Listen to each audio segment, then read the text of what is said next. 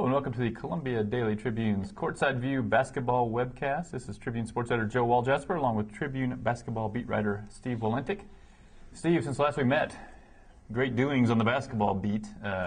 Michael Dixon out after two police investigations for alleged rape surface. I guess let's just dive right in. How do you feel like Missouri handled the Michael Dixon situation?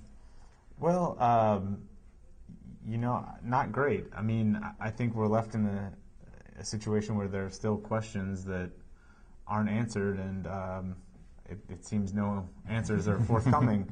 At a bare minimum, you have to wonder why in August when they got wind of the second or more recent investigation happening, not more was done, given that there were certainly people in the athletic department who were aware of the earlier accusation that was made in 2010 that obviously came to light after the first one, or the more recent one, but that has not really been explained, and I think without that, there are a ton of questions. Why was Mike Dixon still just being suspended for, as Frank Haith said, mostly academic reasons?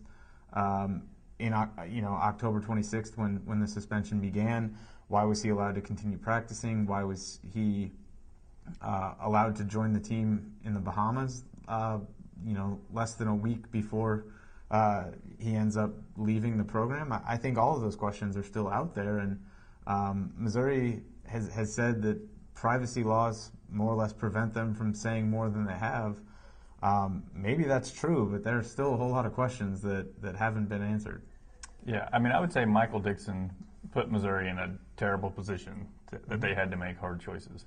But when faced with those hard choices, I think they failed miserably. And I go back mostly to 2010 with Mike Anderson and Mike Alden to essentially kind of put the onus on you have one of your own employees that is saying that she was raped by Mike Dixon, and to essentially put the onus on her to say, well, if you don't press charges, then we can't do anything.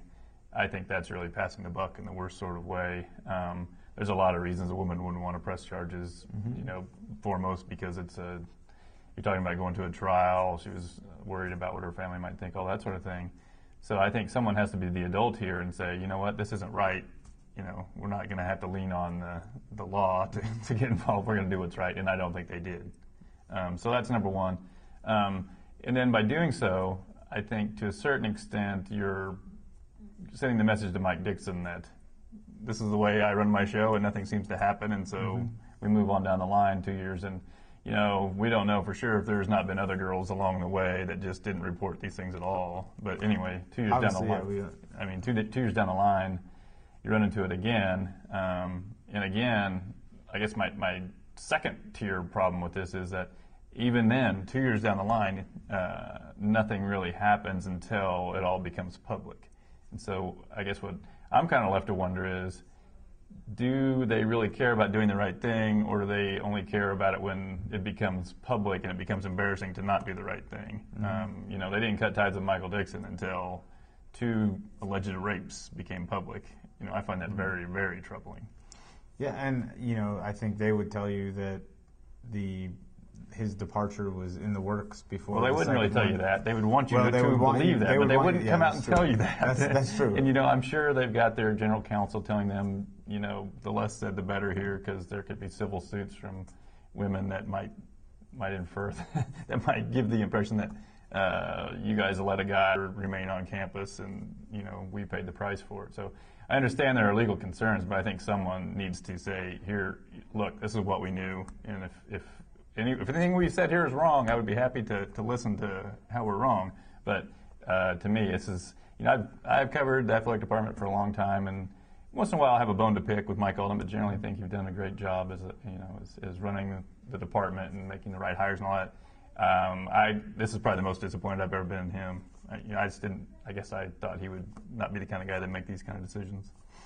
Yeah, I mean, you just wonder what the thought process was all the way through, and I guess most especially what went on, what did they know or not know in 2010 that led them to the decisions that they made or maybe didn't make, and then how that all came up again in August when this second allegation came to light.